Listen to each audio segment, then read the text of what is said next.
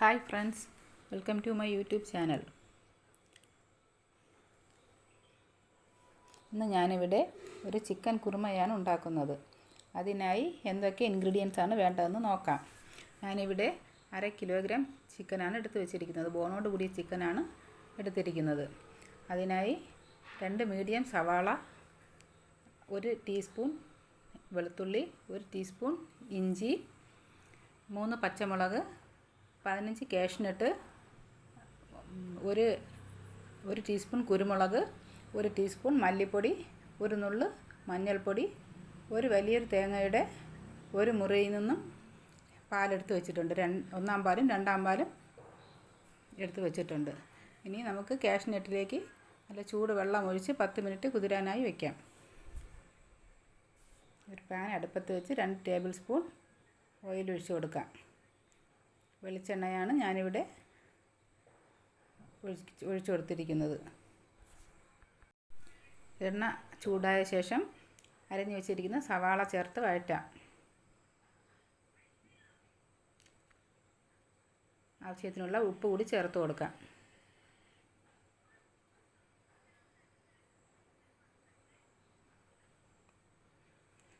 സവാള അല്പം ഒന്ന് വഴറ്റിയ ശേഷം ചതച്ച് വെച്ചിരിക്കുന്ന ഇഞ്ചി, പച്ചമുളക്, വെളുത്തുള്ളി എല്ലാം കൂടെ ചേർത്ത് നല്ലപോലെ വഴറ്റാം.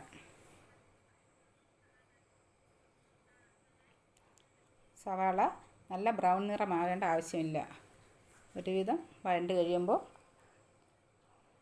മല്ലിപ്പൊടി, കുരുമുളക് പൊടി, 1 നുള്ള് മഞ്ഞൾപ്പൊടി ഇത്രയും കൂടെ ചേർത്ത് ചൂടാക്കി ഇറക്കാം. ഇനി ഒരു പാത്രത്തിലാക്കി തണുക്കാനായി വയ്ക്കാം. നല്ലപോലെ തണുത്ത ശേഷം മിക്സിയുടെ ജാറിലിട്ട് നല്ലപോലെ അരച്ചെടുക്കാം.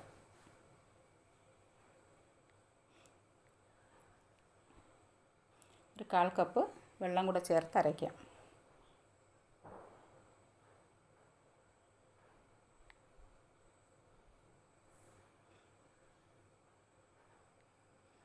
അത് നല്ലപോലെ പേസ്റ്റായി വന്നിട്ടുണ്ട്. ഇനി ഒരു പാൻ അടുപ്പത്തേക്ക് വെച്ച് 2 ടേബിൾ സ്പൂൺ ഓയിൽ ഒഴിച്ച് ചൂടായി വരുമ്പോൾ 2 കഷ്ണം പട്ട, 4 ഗ്രാമ്പു, 2 ഏലക്ക ചേർത്ത് ചൂടായി മണം വരുമ്പോൾ അരച്ച് വെച്ചിരിക്കുന്ന പേസ്റ്റ് അതിലേക്ക് ചേർത്ത് കൊടുക്കാം. ഇനി 1/4 കപ്പ് വെള്ളം കൂടെ ചേർത്ത് മിക്സിയിൽ ചേർത്ത് കഴുകി അതിലേക്ക് ചേർത്ത് കൊടുക്കാം. നല്ലപോലെ മിക്സ് ചെയ്ത് തിള വന്ന ശേഷം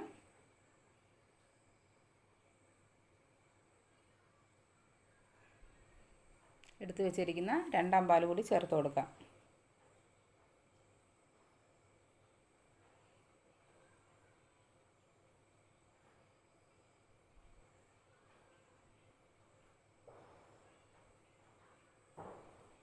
രണ്ടാം പാൽ ചേർത്ത് നല്ലപോലെ മിക്സ് ചെയ്ത് ഉപ്പ് നോക്കിയിട്ട് വേണമെങ്കിൽ ചേർത്ത് കൊടുക്കാം. ഇനി നല്ലപോലെ തിള വന്ന് കഴുകി വെച്ചിരിക്കുന്ന ചിക്കൻ അതിലേക്ക് ചേർത്ത് മിക്സ് ചെയ്യാം.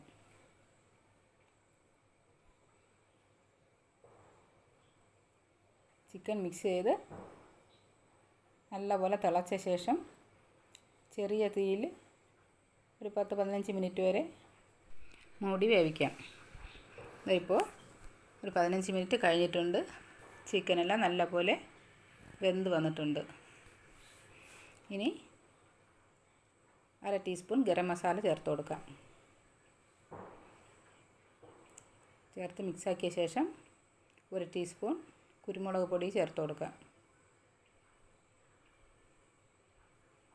ഇനി എടുത്ത് വെച്ചിരിക്കുന്ന കശുവണ്ടി പേസ്റ്റ് ചേർത്ത് കൊടുത്ത് നല്ലപോലെ മിക്സ് ചെയ്യാം.